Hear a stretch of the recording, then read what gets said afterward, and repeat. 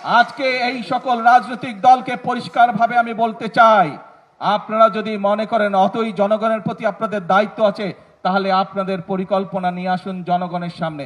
আপনাদের পরিকল্পনা যদি আগামী 3 মাসের মধ্যে সমস্যার সমাধান করে দিতে পারে, তাহলে আমি আপনাদের পরিকল্পনায় গ্রহণ করব। তাদের প্রতি আমি চ্যালেঞ্জ ছুড়ে দিলাম। যেই বিদ্যুতের সমস্যা রয়েছে, যেই গ্যাসের সমস্যা রয়েছে, সেইটি সমাধানের জন্য তারা যদি সরকার থেকে ভালো কোনো পরিকল্পনা নিয়ে আসতে পারে, যে পরিকল্পনা আগামী 3 মাসের মধ্যে, বাদ দেন 3 মাস, আরো 3 মাস আমি তাদেরকে দিলাম, যদি 6 মাসের মধ্যে তারা সমস্যার সমাধান করতে পারে, তাহলে তাদের প্রত্যেকটি পরিকল্পনা আমরা বাস্তবায়ন করব।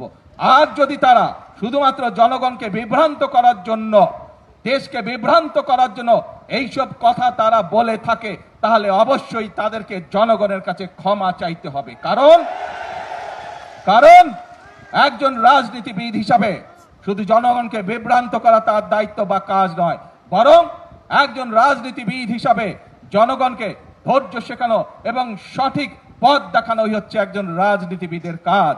সেই জন্যই আপনাদেরকে বলবো, আসুন, বিভ্রান্তির রাজনীতি স্বৈরাচার করে গেছে, মিথ্যের রাজনীতি স্বৈরাচার করে গেছে, ভাঙচুরের রাজনীতি স্বৈরাচার করে গেছে।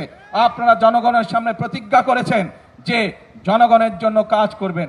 আপনারা জনগণের সামনে প্রতিজ্ঞা করেছেন যে আপনারা দেশ গঠনের জন্য কাজ করবেন। কাজেই সেই সব বিভ্রান্ত রাজনীতি বাদ দেন, সেই সব হঠকারিতার রাজনীতি বাদ দেন। আসেন, জনগণের জন্য কি করতে পারবেন, কি পরামর্শ আপনাদের থলের মধ্যে আছে, সেটি জনগণের সামনে তুলে ধরেন। কি পরিকল্পনা আপনাদের মাথার মধ্যে আছে যা জনগণের উপকার করবে, যা দেশের মানুষের উপকার করবে, সেটি জনগণের সামনে উপস্থাপন করেন। রাস্তায় বসে ভাঙচুর করা, রাস্তায় বিশৃঙ্খলা তৈরি করার দিন শেষ, সেই রাজনীতি শেষ। জনগণ এখন সেই রাজনীতি